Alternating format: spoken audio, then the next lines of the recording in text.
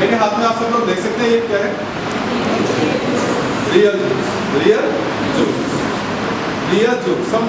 सबने बोला, एक बार जोर से बोलेंगे, क्या है मेरे हाथ में ये? Real juice. और क्या कह सकते हैं इसके बारे में आप? और क्या क्या बता सकते हैं?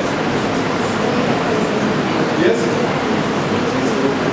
और क्या कह सकते हैं? देखो मिक्स फ्रूट है, आप बोल रहे हैं कि मिक्स फ्रूट है और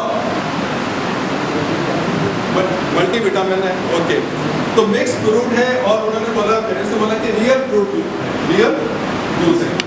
अब आपको क्या मालूम है कि किस कंपनी ने बनाया है? किसी को मालूम है किस कंपनी ने बनाया है? नहीं मालूम। इधर से आवाज आ रही है पेरेंट्स की कि नहीं मालूम। इसका मतलब हम आनंद जो ले रहे हैं रियल जूस का ले रहे हैं। रियल जूस किसने बनाया इससे हमें कोई मतलब नहीं।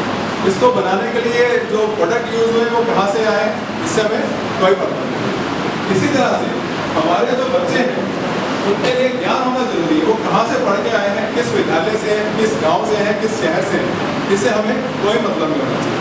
हमारे बच्चे में ज्ञान होना चाहिए और उसकी बच्चे की जो समाज में प्रतिष्ठा है उसके ज्ञान की वजह से होती है। कई बार बच्चों में ऐसी भावना आ जाती है, हमने देखा कि हम तो गांव के स्कूल के हैं, हम तो गांव में रहते हैं, हमारे माँ बाप पढ़े लिखे नहीं हैं। तो अभी जैसे आपने कहा रियल जूस है, ये किस कंपनी ने बनाया आपको नहीं पता। बड़ी कमाल की बात है, कंपनी का नहीं मालूम, रियल फ्रूट का मालूम है। तो ऐसे ही हमारे बच्चों को ज्ञान होना जरूरी है। जब उनको ज्ञान होगा तो ज्ञान से उनकी पहचान होगी, किस परिवार से आए हैं, इससे हमें किसी को कोई लेना देना नहीं होता है।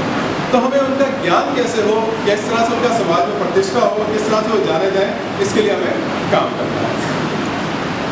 और क्लास 9 में हमारे 2 असेसमेंट है, CBSE इंटरनल असेसमेंट है, स्कूल बेस्ड। अब इसमें इंटरनल असेसमेंट क्या है?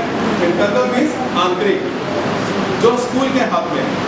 CBSE जो हमारा CBSE बोर्ड है, जिस बोर्ड में हमारे बच्चे पढ़ रहे हैं, तो वो असेसमेंट होता है। ये दोनों असेसमेंट क्या है, किस प्रकार से चलते हैं, इसके बारे में हम जानते हैं।